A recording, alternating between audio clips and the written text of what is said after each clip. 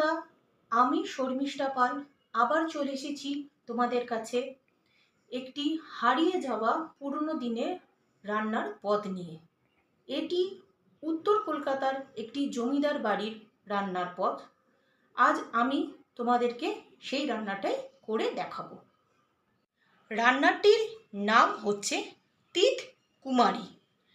তিত কুমারীর নাম শুনে তোমরা একদমই ভেবো না যে এটা কোনো তিতো উপকরণ দিয়ে রান্না হবে, মানে কোনো উচ্ছে বা করলা দিয়ে এটার কোনো রান্না নয়। আর কুমড়ি নাম শুনে তোমরা এটাও ভেবো না যে এটা কুমড়োর দিয়ে কোনো রান্না। তাহলে এই রান্নাটার নাম তিত কুমারী কেন? এটা যদি জানতে চাও তাহলে পুরো রান্নার ভিডিওটা দেখতে হবে, তবে জানতে পারবে এই রান্নার নামকরণের আসল রহস্য। তাহলে এবার জেনে নেওয়া যাক এই রান্নাটি করতে কি কি উপকরণ লাগছে। এই রান্নাটি করতে মেন উপকরণ হচ্ছে চাল কুমড়ো, অর্থাৎ কুমড়ি এখানে এসছে চাল কুমড়ো থেকে। আর কি কি লাগছে সেটা হলো সর্ষের তেল, ঘি, কালো সর্ষে, তেজপাতা, কাঁচা লঙ্কা, ময়দা, দুধ, নুন, চিনি, কালো সাদা সর্ষে বাটা, নারকোল বাটা, আদা বাটা, পোস্ত বাটা। এইটুকু উপকরণ দিয়েই একটি অসাধারণ নিরামিষ রান্না প্রস্তুত করতে চলেছি আমি, যার নাম তিত কুমারী। এবার রান্নাটা শুরু করা যাক। কড়াইটা আমার গরম হয়ে গেছে। এবার এতে আমি দেব সামান্য সর্ষের তেল, 2 টেবিল চামচের মতন সর্ষের তেল দিলাম। যেহেতু এটা একটা জমিদার বাড়ির রান্না, তো জমিদার বাড়ির রান্না ঘি দিয়ে রান্নাটা থাকে বেশিরভাগ রান্না, তো তেলের সাথে আমি একটু ঘি মেশালাম।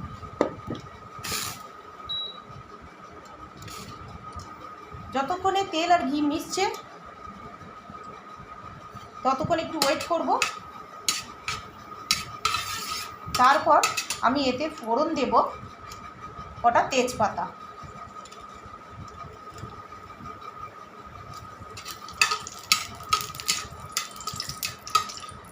এবার একটা কথা বলি, এই তিত কুমারী কেন নাম? এই যে এরপরে আমি দেবো এতে কালো সর্ষে ফোড়ন। এখানে মোটামুটি 1 টেবিল চামচের মতো কালো সর্ষে আছে। এই কালো সর্ষেটা দিলে রান্নাটাতে একটু সামান্য তিতকুটে ভাব আসে, তাই জন্য এই রান্নাটার নাম তিত কুমারী। জাস্ট যতক্ষণ ঘি আর তেলের মধ্যে তেজপাতা আর সর্ষের ভাজার সুগন্ধ আসছে ততক্ষণে আমি একটা কথা আপনাদেরকে বলে দিই। সেটা হচ্ছে এই যে চাল কুমড়োটা আমি কেটে রেখেছি, এটাতে একটু নুন মাখিয়ে রেখে কিছুক্ষণের জন্য এর ভিতরে জলটা ছেঁকে নেবেন। যতটা পারবেন এর থেকে জল ছেঁকে নেবেন। সর্ষের গন্ধটা ভালোই বেরিয়েছে। এবার আমি কড়াইতে দেব চাল কুমড়োগুলো।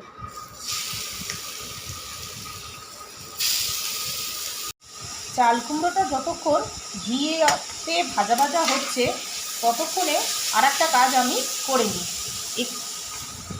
এখানে রয়েছে 1 চামচের মতন ময়দা। এই ময়দাতে আমি দুধটা মেশাবো। খুব ভালো করে এইটা দুধটা মেশাতে হবে যাতে ময়দাতে কোনো ডেলা না পাকিয়ে যায়। এই ময়দা দুধটাই দিয়েই পুরো রান্নাটা হবে।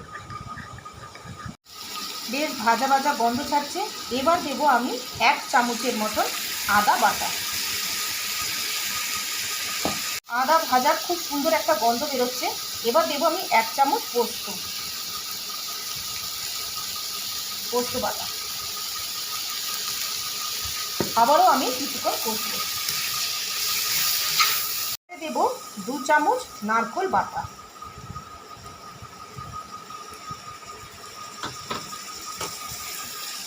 ভালো করে মিশিয়ে নিতে হবে চাল কুমড়োর সাথে। এবারে দেব আমি 2 চামচের মতন সর্ষে বাটা। এখানে কালো আর সাদা সর্ষে আমি মেটেছি। সাদা সর্ষেটা একটু বেশি, কালো সর্ষে একটু কম দিই।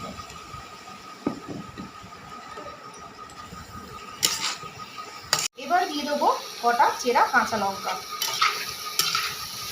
এই অবস্থাতে আমি একটু নুন আর চিনিও দেব।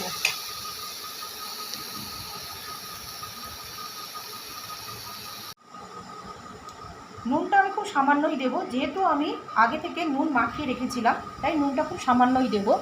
যদি লাগে পরে অল্প করে টেস্ট করে তারপরে দেব। আর দেব চিনি, এখানে 2 চামচের উপর চিনি দেবো। এই রান্নাটা একটু মিষ্টি মিষ্টি হবে, তাই 2 চামচ চিনি দিলাম। দেখো বন্ধুরা, সমস্ত উপকরণ চাল কুমড়োর সঙ্গে খুব ভালো করে মিশে গেছে আর দারুণ একটা সুগন্ধ ছাড়ছে। এবারে আমি ময়দা মেশানো দুধটা এতে দেব। এতে কোনো জল পড়বে না, এই দুধ দিয়েই এই রান্নাটা সম্পূর্ণ হবে। এবার সমস্ত উপকরণ দেওয়া হয়ে গেছে, কিছুক্ষণ চাপা দিয়ে ফুটিয়ে একটু নরম হওয়ার সময় দিতে হবে। দেখো বন্ধুরা, জল শুকিয়ে গেছে, সমস্ত উপকরণ থেকে একটা অসাধারণ সুগন্ধ ছাড়ছে। নামানোর আগে একটু ঘি দিয়ে দেবো। এ তো জমিদার বাড়ির রান্না, সুতরাং ঘিয়ের প্রভাব তো একটু থাকবেই।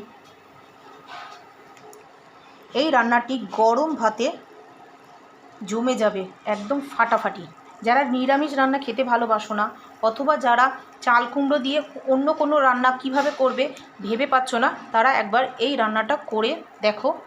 আশা করি সবার খুব ভালো লাগবে। আমার রান্নাটা যদি ভালো লাগে তাহলে অবশ্যই শেয়ার করবে, লাইক করবে, কমেন্ট করবে আর জানাবে তোমরা রান্নাটা করে কীরকম প্রশংসা পেলে। তাহলে আজকের মতো ভিডিও এখানেই শেষ করছি। আর কিছুক্ষণ বাদে আমি দেখাচ্ছি এটাকে প্লেটিং করে, কিভাবে তোমরা এটা প্লেটিং করে সবার সামনে প্রেজেন্ট করবে। ঠিক আছে? দেখো বন্ধুরা, আমি এইভাবে কাঁচা লঙ্কাগুলোকে সাজিয়ে পরিবেশন করছি তিত কুমড়ি। তোমরা যে যার মতন ইচ্ছা মতন সাজিয়ে পরিবেশন করতে পারো। তাহলে ভিডিওটা এই পর্যন্তই। ভালো লাগলে লাইক শেয়ার করতে ভুলবে না যেন। ওকে, টাটা।